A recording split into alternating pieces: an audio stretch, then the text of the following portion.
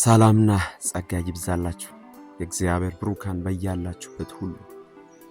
ዛሬ በውስጥ ላይ ሞልቶን አንድ እግዚአብሔርን ቃል አካፍላችሁ በምሳሌ መጽሐፍ ምዕራፍ 4 ቁጥር 23 ላይ እንዲህ ይላል፣ አጥብቀ ልብህን ጠብቅ የሕይወት መውጫ ከእርሱ ነውና ብሎ ይናገራል።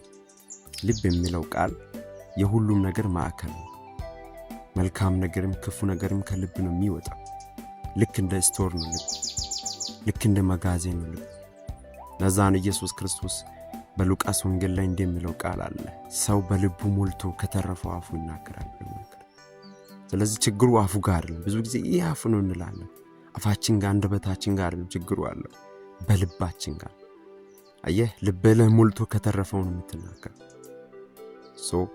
ልብ የሚለውን ቃል መጽሐፍ ቅዱስ በአንደኛ ቆሮንቶስ ምዕራፍ 2 ቁጥር 16 ላይ እኛ ግን የክርስቶስ ልብ አለን የሚለው እኛ የክርስቶስ ማይንድ አለን የሚለው አእምሮ አለን፣ አስተሳሰብ አለን የሚለው ምን ልላችሁ እንደሆነ ታውቃላችሁ?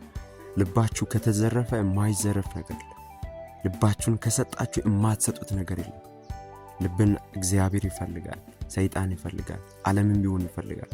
እዛ ላይ ነው ኢንቨስት ማድረግ የሚፈልገው። እግዚአብሔርን መፍራት ትፈልጋላችሁ? እግዚአብሔርን በመፍራት በቅድስና ሕይወት መኖር ትፈልጋላችሁ? ሁላችን እንፈልጋለን።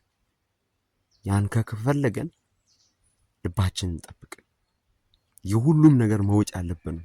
ሕይወት የሚወጣው ከልብ ነው፣ ሞት የሚወጣው ከልብ ነው። አያችሁ፣ ሰው የሚወደውን ከልብ ነው፣ የሚክደውን ከልብ ነው። እግዚአብሔርን የምትወዱትም ከልብ ነው፣ የምትክዱትም ከልብ ነው። ስለዚህ ወገኖች ልባችሁን ጠብቁ። የሕይወት መውጫ ከሱ ነው።